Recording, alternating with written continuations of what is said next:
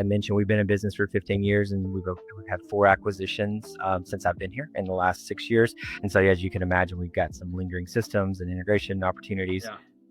That coupled with when you acquire a business, you've got to integrate not just yourselves, but you got to integrate the end client. And so for us, you mentioned prioritization. It's what do we do to move the platform forward versus what do we do to keep the existing client base happy? Those two things sometimes don't align, right? We may go build a custom solution to make one client happy that will never get used again. And so we have to just decide ultimately, does that make sense or not? So I guess back to the magic wand, I would say simplifying our technology stack. Hello, everyone, and welcome to the Business of Learning podcast. My name is Joao Camargo. I am your host, and my guest here today is Cory Clark, who is the VP of Quality, Process Security, and Training at Meazure Learning. Cory, thank you so much for being here today. Welcome to the podcast. Yeah, thanks for having me. I'm excited to have this chat, as I am with all the conversations that I've had. Even it never gets old. It never gets old to meeting new people and learning new things. So why don't we start off with you just telling everyone a little bit more about yourself, a little bit more about Meazure Learning, who you guys are, who you help, and any context you'd like to share about the company. Sure, Meazure Learning. So we offer proctoring services, primarily online proctoring. So thinking of taking your test, whether it be school or credential, from the comfort of your home. We also have Test Center Network, where you can go in person, as I'm sure many of your listeners have probably done, and checked in, show your ID, sit down at a computer and take a test. So that's really what Meazure Learning, I would say, our fundamental value propositions are. We do some psychometric services. We have an exam driver platform, so kind of definitely in the EdTech delivery space. But I would say online proctoring is the lion's share of what we do. So during COVID, as many of your listeners may have experienced, things shut down, and so things had to go remote work as well as testing, and so that helped our business grow pretty well during the pandemic. Terrible for the world. It was actually pretty good for our business, though. Yeah, that has happened in many different companies that I've spoken to as well. Despite the entire atrocities that happened with COVID, there's some good things that came from it, from some companies that were able to leverage the online side of things as well. Tell me a little bit more about your clients or your end users. Are you guys working with the schools, the districts, the teachers themselves? Is it more of a B2B approach or more of a B2C approach? Sure. Talk to me all about that. Yeah, sure. So we've been around for about 15 years now, and so we were primarily higher education focused originally. So think of your universities, community colleges, those types of distant learning programs. Then I mentioned during the pandemic, we kind of bifurcated our market, and so now we're about 50% higher education and 50% what we consider professional testing. Think of that as your nurses certifications and doctor certifications, lawyers, et cetera. So more on the through higher end professional testing, where typically more security is required or needed. So they're just kind of two different markets that we serve. Typically, we are working directly with the administrator of that exam, and in the university model, it is typically the instructor who wrote that test, and they're the ones actually facilitating the class.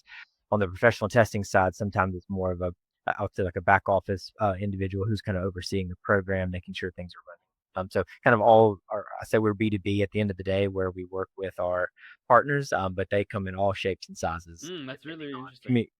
Community colleges all the way up to, multi-million-dollar multinational companies. That's interesting. And when it comes to, because when we hear the word testing, we usually think of school, university, all these things, but that that also applies to all these different industries and different avenues that can also have to go through that same testing. As you said, nurses, medical practitioners. That's quite interesting. Talk to me a little bit more about that dynamic shift. So when you guys first started, you really higher ed. What led you to start going into that different direction, and where you guys are operating in now? Sure. Yeah, we've again, I mix the Kool-Aid here. I sell the Kool-Aid, so I'm going to talk selfishly about our company a little bit. But we are the most secure in the industry, and so that professional testing market, we were kind of likely obvious choice because they needed the most secure option. So for our online proctoring, we do have a live proctor throughout the entire session, and that's so we can intervene, remind individuals how to stay on course, and ultimately terminate exams if we need to.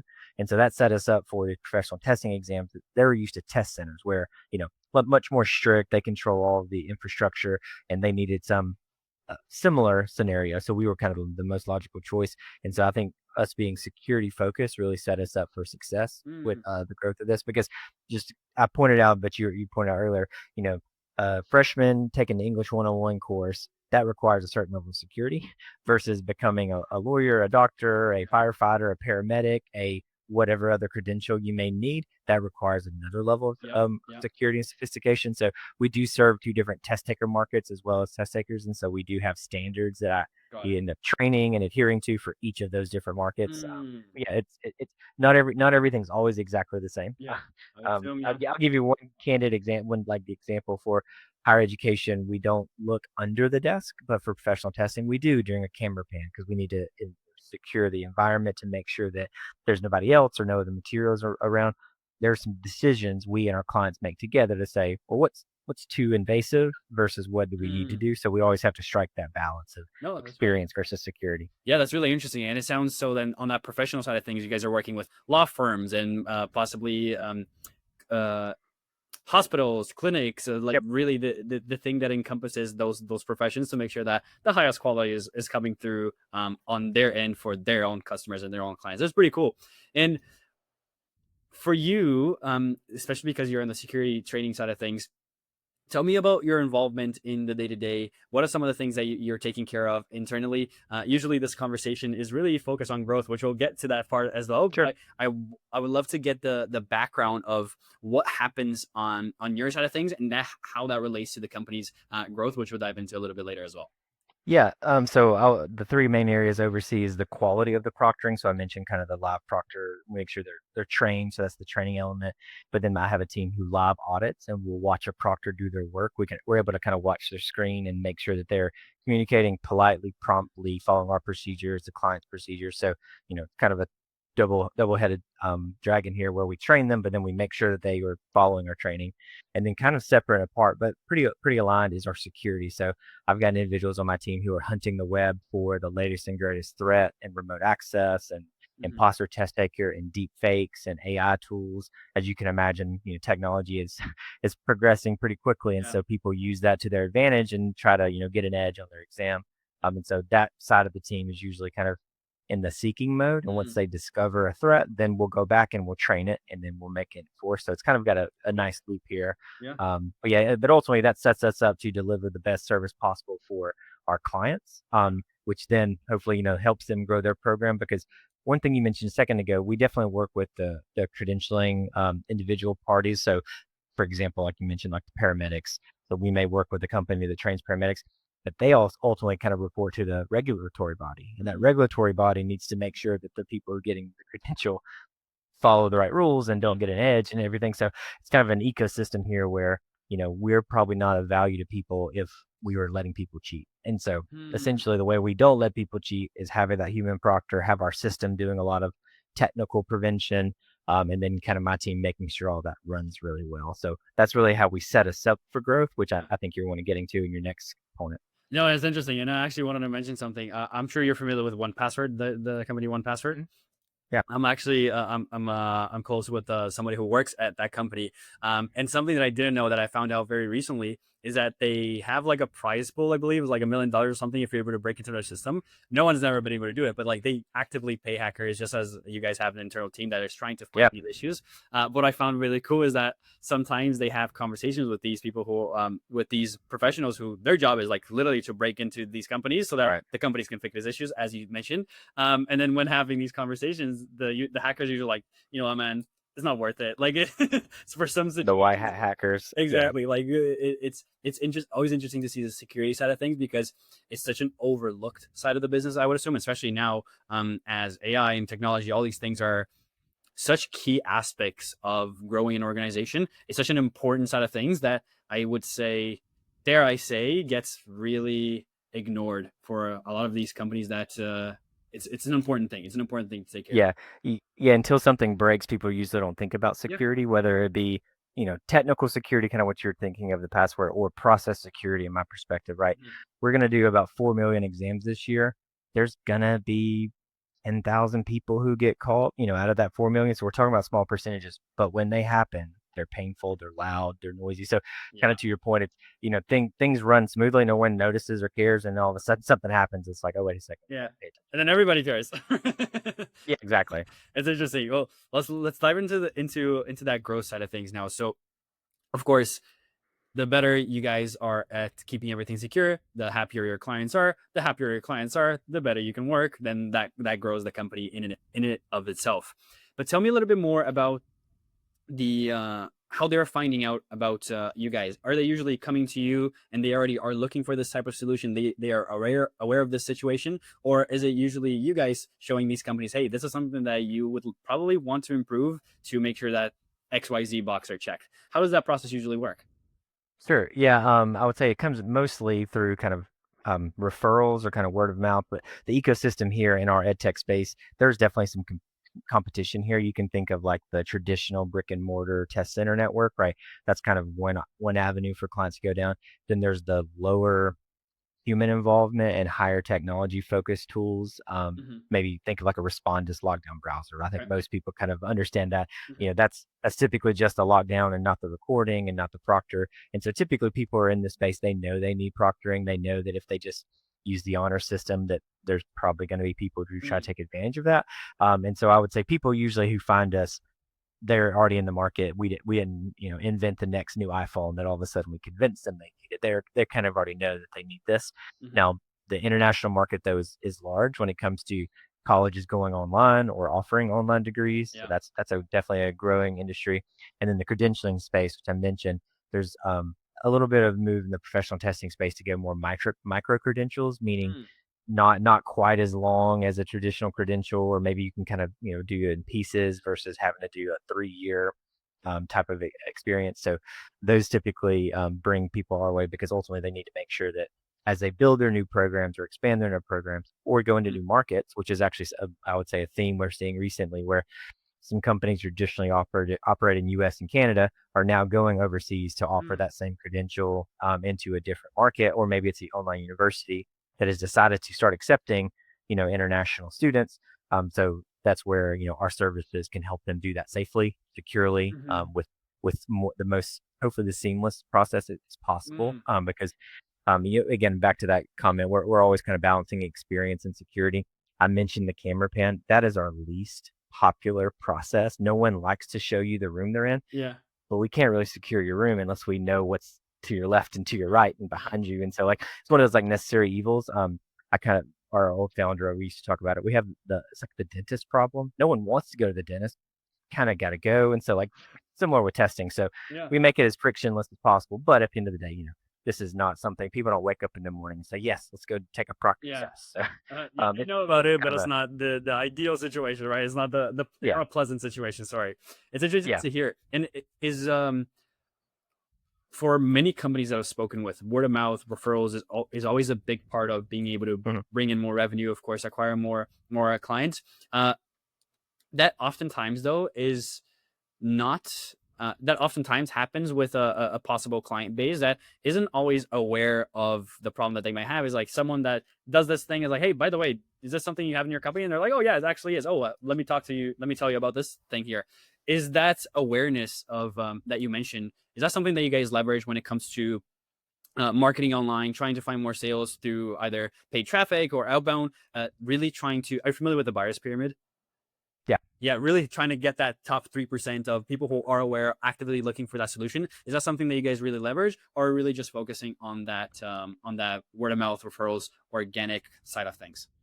Yeah, we definitely do the outreach too. So I didn't mention we definitely do a lot of conferences. So I imagine if any one of your listeners are in the ed tech space, there's no shortage of conferences to attend. And so definitely, we're typically in booths and we're promoting, and we've got definitely paid advertisements that go out, very targeted. And so yeah, we're definitely trying to make that funnel, to your point, as wide as Mhm. possible. We want to be known before we're needed, and then we need to let them know of the concern before they continue. So we definitely got some of that. I would say our marketing strategy is evolving a bit, and so I expect that to change a little bit in the near future, Mhm. because the comment I made earlier, um, I feel like we're getting a little bit commoditized in the industry. There's Mhm. so many players where people feel like, oh well, I'm paying for proctoring, so therefore I'm getting what everybody else offers, Mm. and that's our cross to bear, if you will. That we need to make sure Yeah. that people understand. Well, if you don't go with someone like us for the solutions we're offering, here's actually the risk that you're taking on, because sometimes we have, um, again, instructors have their own things to do.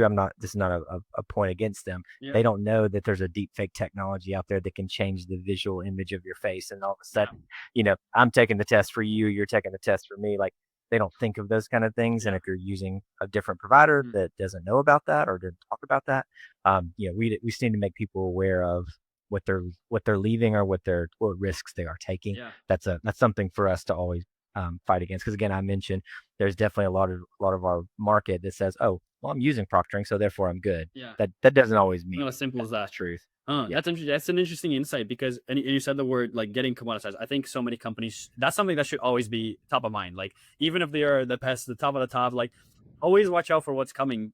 So I'm wondering on your guys' end, how have you found, or is it often that the companies that you guys speak with to for possible opportunities that they have a certain hesitation, or they really just need to be educated on why this is something that's important for them? Is that something that happens very often where you find that barrier of being scared of adapting and adopting, most importantly, this new thing? Is that something that happens often?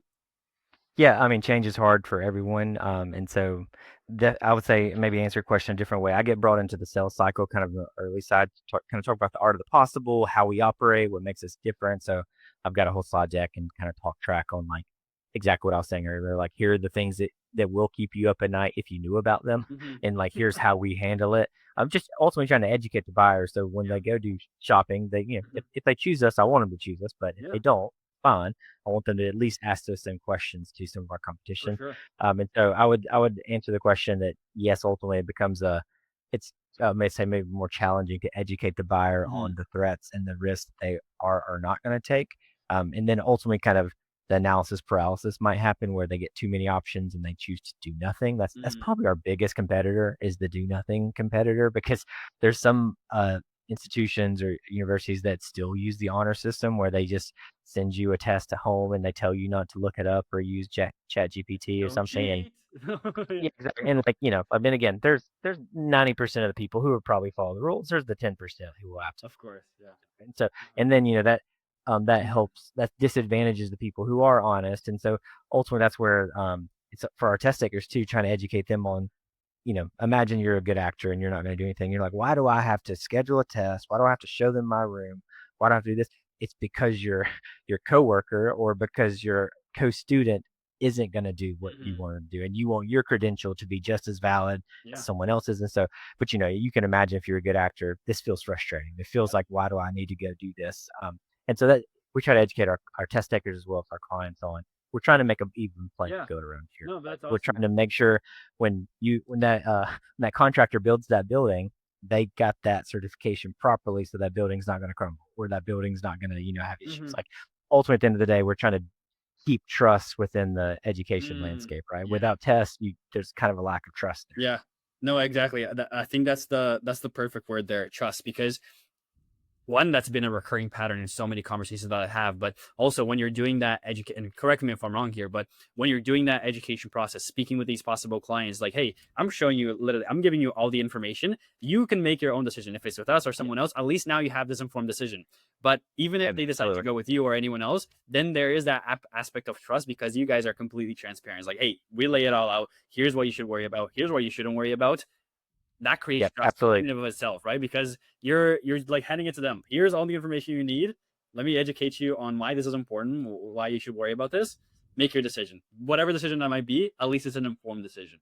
Yeah, absolutely. Yeah, sometimes I tell my team we're transparent to a fault. Where I will tell you where we're weak, I will tell you where we're strong, and you kind of be very an open book because back to that trust component. That's how we actually make meaningful relationships with Yep. our clients, where we're a Mhm. trusted advisor and we're not Mhm. just selling all the Mhm. time.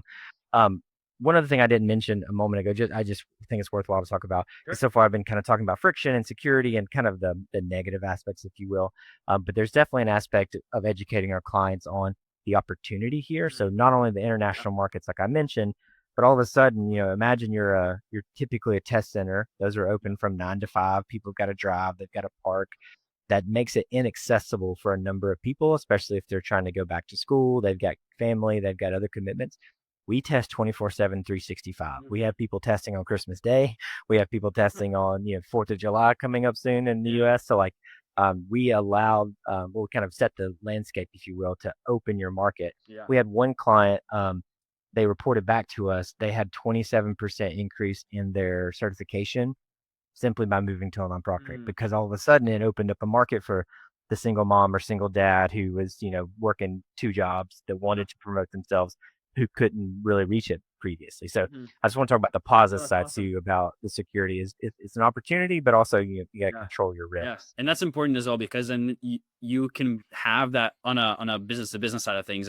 This lens of what I'm about to say, you're really showing the ROI that will come from this. It's not like, hey, yeah, just try this new thing out and hope that it works. Like, no, here's why it will work. Here's the stats of why it does work, and of course the profit that can come to your business by doing this thing as well. So I think it's always important. So many companies have the conversation of like, here's why we're so great and why you should listen to me. And then you're like, okay, tell me about the value that I'll get from it. It's like, oh, yeah, actually, you'll find out that later. Like, no, Yeah. tell me about it right now, right? So that's Yeah, really we try to use case studies as much as possible to yes, to exactly. show that you're not the first one to take this leap or to go this way. And you mentioned kind of the financial component again at the back end of this businesses. That's ultimately what we're all driving for. And again, I mentioned we have test centers, so I'm not downplaying test centers, but they're Yeah. just natural limitations. They're also more expensive because you have to keep the hardware, the building, the lights, the air conditioning, the chairs. There's just sunk costs that Yeah. happen there. Versus online, we're able to offer a more competitive price. Yeah. So we have seen other people grow their market share because Mhm. they go online, or at least make it a choice. Sometimes clients say, well, you can go test center or you can go online proctoring, kind of let the test taker choose. Yeah. But there's typically a price or a cost to that that's lower. So sometimes, Mm. let's just make this up, test center's $100 for that credential. With online proctoring, it's $50. Mm. And so all of a sudden, that test taker is able to get a cheaper price as well as our client. Yeah. And so it does definitely from the financial perspective, having more options is always a good thing. No, awesome. Really, really cool. I'd love to ask a couple final questions here for you, Cory. Sure. One is when looking at the growth as a company that I would assume wants to keep growing, there's many things that can get in the way of that growth, just as with any other business. So I'd love to hear from you. What do you think is the hardest part of growing your business? And I like to frame it in this way that I do with almost every single guest that comes on is, let's say you had a magic wand and you could just solve one thing. There's often a million priorities in the business, things that you're focusing on, things that you control that would have direct impact on the amount of revenue coming in, the amount of clients, whatever that might be. You wave that one problem gets solved that allows all these goals, these targets for revenue, clients, whatever those are, to be achieved. What's that one thing you would like to solve within the company? Yeah, that's a great question. Without oversharing like super duper specific things. Sure. I would say for us, candidly, it's kind of simplifying our technology stack. Mhm. I mentioned we've been in business for 15 years, and we've had 4 acquisitions since I've been here in the last 6 years. And so, as you can imagine, we've got some lingering systems and integration opportunities. Yeah. That coupled with when you acquire a business, you've got to integrate not just yourselves, but you got to integrate the end client.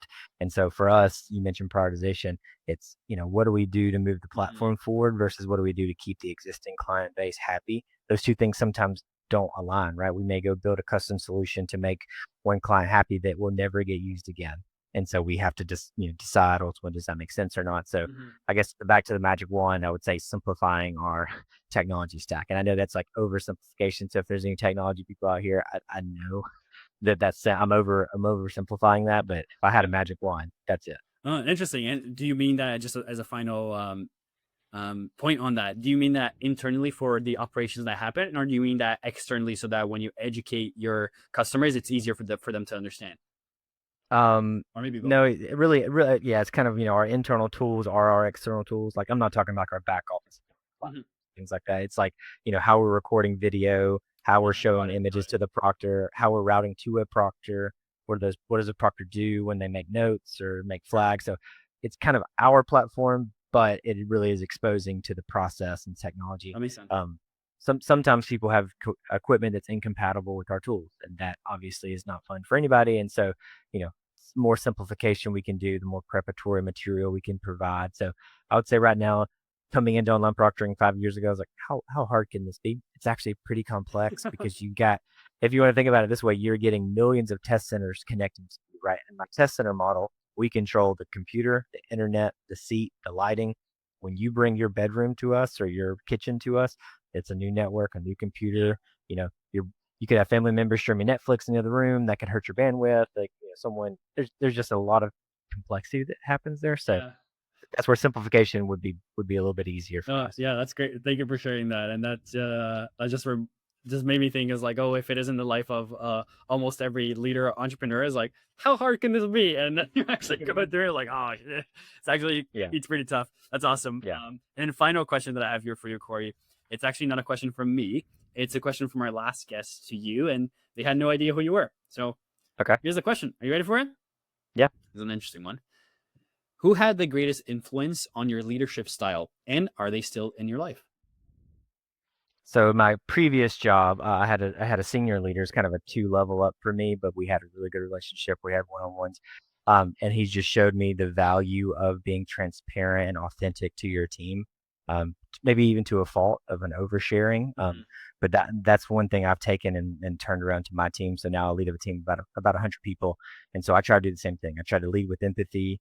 I try to share what I can share when I can share it. And again, maybe I overshare, but I would say that person's still in my life a little bit. Every year or so, we get connected for lunch. But yeah, I would say that that person still has a lasting impact on influencing my leadership skill. That's awesome. I really like that. I think communication is a big part where a lot of business goes wrong, be it internally with the team or externally with clients.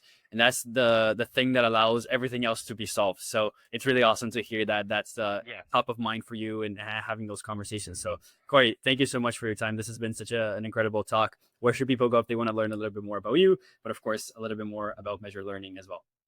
Yeah, measurelearning.com, you can find us, and that has, entry points into product demos as well as our help center if you just want to kind of take a peek and see what happens.